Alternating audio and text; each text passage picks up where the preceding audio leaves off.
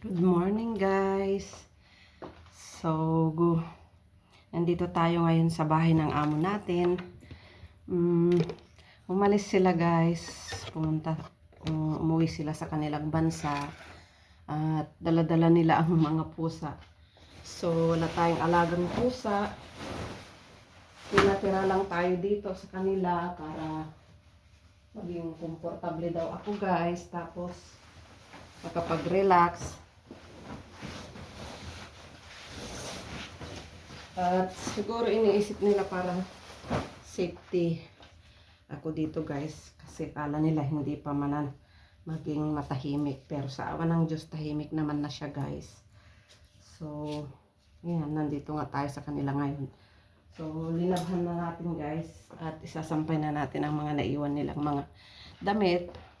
Pambawi man lang natin guys sa kabutihan nila. So, pero bored naman ako guys kasi hindi ko naman kasama yung mga kapatid ko.